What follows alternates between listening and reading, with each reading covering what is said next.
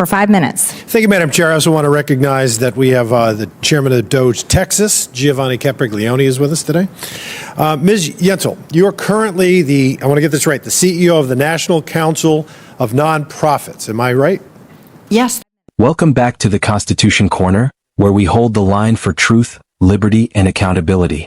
If you believe in the rule of law, real transparency, and that taxpayer dollars should serve Americans, not bankroll radical political machines, make sure to hit that like button, subscribe, and ring the bell so you never miss an episode. Let's get into today's shocking hearing. Yes, that's Okay. right. And you were former president of the National Low Income Housing Coalition? Correct. Okay.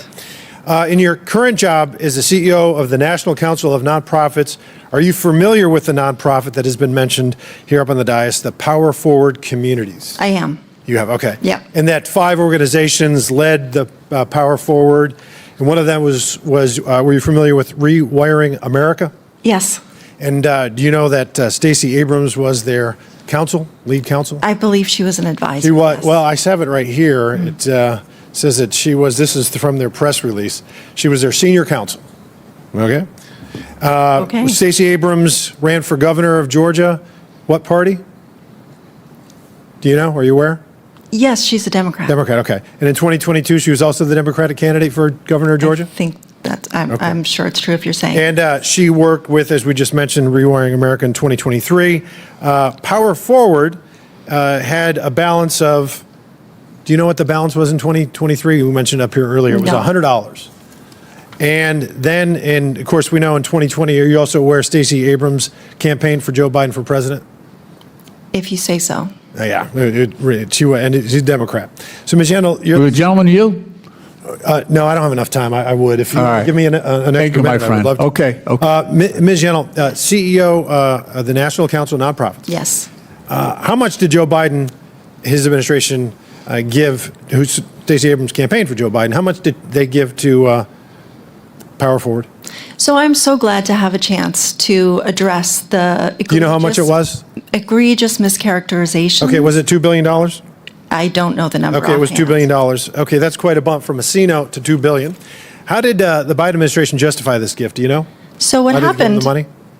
Thank you. So many of these Well, organizations. ma'am, do you know that how? I don't have the received time. Funding. Okay, you don't know? Oh, no, I would love to answer the question. Was it May for I? green? No, was it? Well, I'm trying to help you because I don't have enough time. Green energy grants? May I answer the question, sir? You got 10 seconds. Could you answer the question? Do you know what it was for? These were coalitions of long-standing organizations. Okay, so you're not going to answer the question. It was for green energy grants.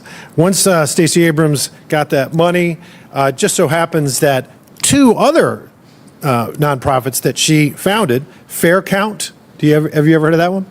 So I'm here to yes, support yes. Do you know what the Fair work Count of is or nonprofit not? organizations. Okay, and you to don't know. oppose No, efforts Madam to Chair, target organizations. Madam Chair, I reclaim my time. With views separate Madam from Chair, the administration. please freeze the time. You're here to testify and answer questions, and you will not answer the questions.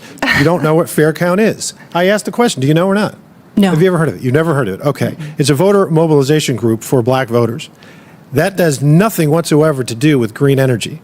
And you know, just so happens, as a mystery of the universe, it's a coincidence that the president of that organization is a gal named, let's see where her name is. Her name is Janine McClain. Her middle name is Abrams, because that's her maiden name. She's Stacy Abrams' sister. It's a miracle. You want to talk about incestuous. I mean, the Tide Center also was running an organization called Southern Economic Advancement Project. They got money as well, and they fund a lot of Hamas protest groups across the country. So this is incestuous, Madam Chair. It's backdealing, money laundering from nonprofits. Everyone up on this dais supports true charitable nonprofits, not political nonprofits or basically government organizations, because it's funneling money into the pockets of Democratic activists. Nothing more. Case in point, Ms. Yentl, what is your total annual compensation?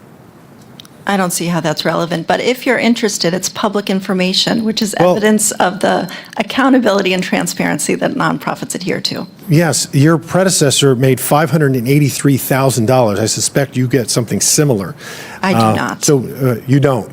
That is you wanna not my share? salary. Okay, but You that can was look- what you your can predecessor Google it. was, because as you It's said, it's public publicly information. traded or publicly Yes. available information. Yes. When you were the president of the, ironically, National Low Income Housing Coalition, what was your annual compensation? That's not quite right, but would you like to? It was would you like me to speak $399,000. to executive salaries It was at three- nonprofits? It was $399,000, was it not? Quite, no. It was not. That's what it says. You're under oath. I see that it says that. That was not my salary. Thank you. Okay, so, all right, well, we'll check that out. Please Madam do. Chair, I yield back. I now recognize Mr. Garcia from California. Thank you, Madam Chair. We're obviously here for another hearing. Now folks, what we just witnessed in this Senate exchange should make your blood boil. This wasn't just about green energy or climate initiatives. This was about the corrupt funneling of billions of dollars in taxpayer funds to left-wing political operatives.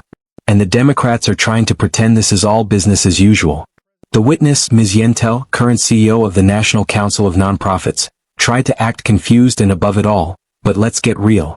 She used to run the National Low-Income Housing Coalition and now oversees nonprofits that are deeply embedded in leftist political causes.